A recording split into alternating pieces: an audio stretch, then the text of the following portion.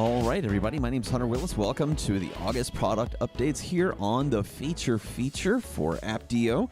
I'm going to be diving into the updates for ApptioOne, for Apptio Cloudability, as well as Targetprocess. And then we've got a great conversation with Bala Kaliamurthy. Had a lot of fun talking with him about the Azure Costless feature that's come to Cloudability for allowing customers to calculate their amortized costs for Azure. So we're going to deep dive into that here, but first, let's go over the ApptioOne product updates. So we have our visualization groupings where users can add multiple pages to a report and group their visualizations, making it a whole lot easier to compartmentalize the reports, their data, and organize that.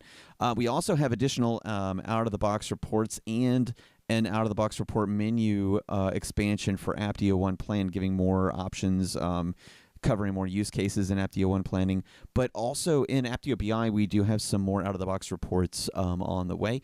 We've also added filter by date capabilities to Apptio BI, and we have some text box visualizations in Apptio BI coming. It's actually going to be a really, really cool update, and very excited about that one. It's going to be some like customizations of the way that you can kind of label and type in information to the report displays in Apptio BI. So that's coming soon. For Cloudability, we have cost reports on the V3 API. Pulling reports right for cost out of Cloudability is one of the primary API use cases. So it's really great that this is supported now in the V3 API, and we have a lot of great documentation, even a video to go along with that in the Apptio community. So check that out. For Azure Costless, we support Azure Costless now, allowing you, again, to get the amortized cost. And we're going to do a deep dive with Bala here in just a minute on that one. And then we also have the SaaS connector source and help, right? So when you go to the dashboard, right, there's in-context help and pop-ups to explain source metrics for individual widgets. There's different kinds of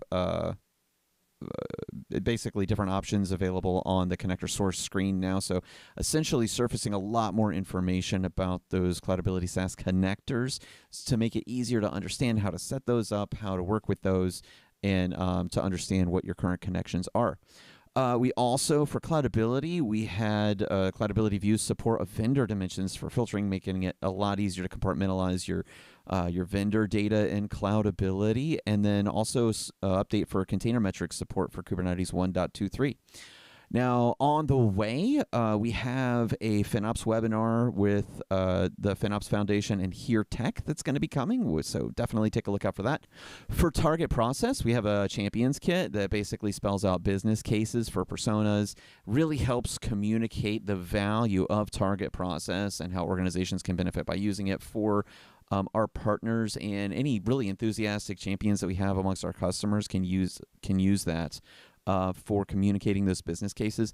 And we also have a lot of content updates coming. We have a case study with Proximus. There's a live stream that's already published, and you can click on the link in the YouTube channel for this, but it's Making Time with Agile with James Valentine of Progrexion. And then we also have some website updates that are on the way for Targetprocess, so keep a lookout for those too.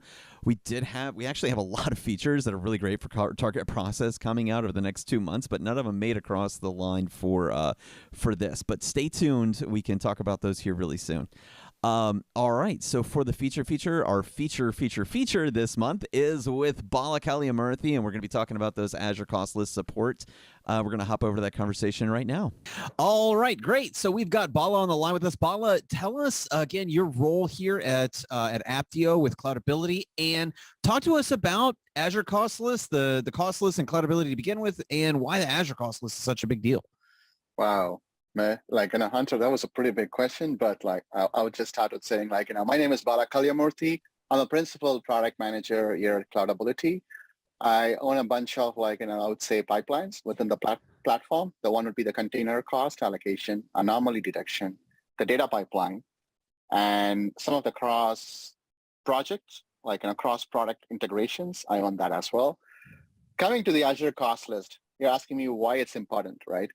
So the costless metric is something which we actually support. It's just a Cloudability proprietary metric, which I would think, or I would consider as pay on demand. What that means is literally let's say without any sort of credits, without any custom pricing, if you want to see what's the on-demand cost for services, the cost list actually literally surfaces that out. We were supporting the costless metric for AWS, and very recently we announced the support for Azure as well. And so for AWS, you're saying so it gives you the out of the box cost, right? The list cost for things in AWS, so that you then can compare it to what your discounted rate is, or if you have credits and whatnot, what you're actually paying versus the list cost, just to get that straight, right? Exactly. Okay, So cool. It pretty much represents the cost items, like, let's say if it wasn't impacted by, like you said, if you have a custom pricing, or if you have a spot pricing, or if you have any commitments. So this is a cost without any of that. So it's literally like, as I said, on-demand cost, what you Perfect. pay without any of that. That's cool, man. Okay. And so, like you said, we do this for Azure now, right?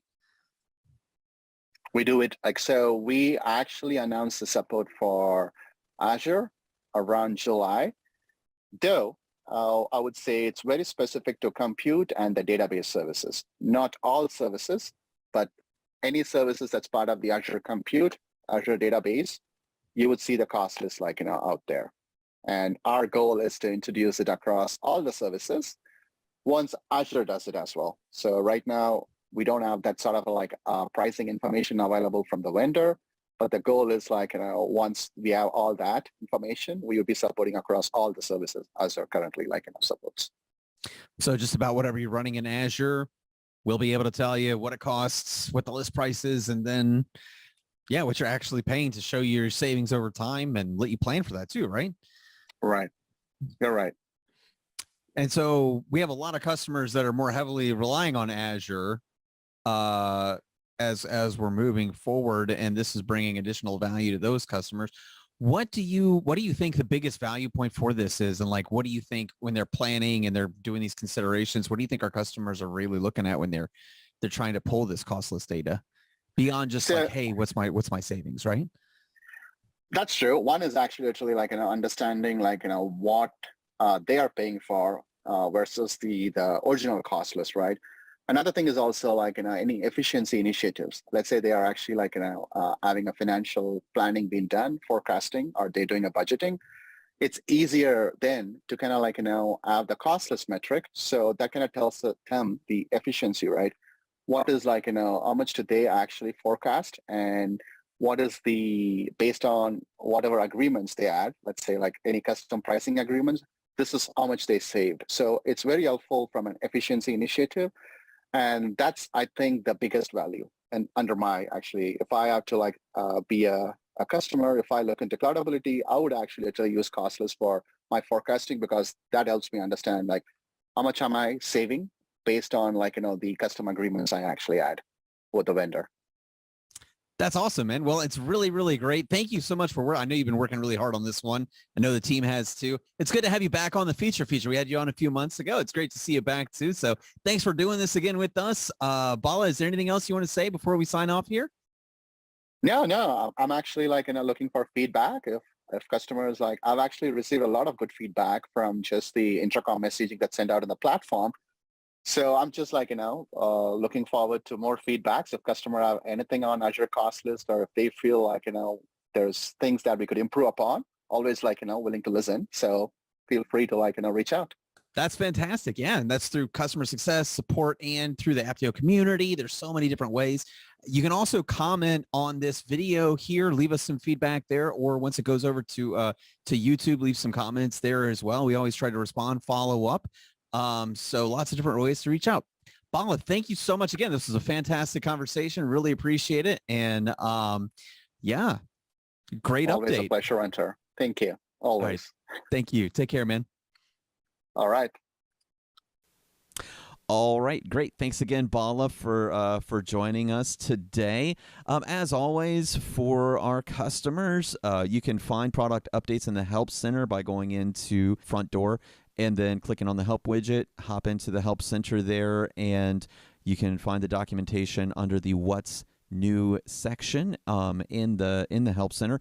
We also have tons and tons of resources that we're building out. Basically, have a whole new initiative in the Apptio community. So there's a lot more videos, a lot more posts, and information about product updates and use cases and conversations with customers in the Apptio community. So again, if you're a customer and have access to that community, go ahead and log in there and take a look at the new information that's down there.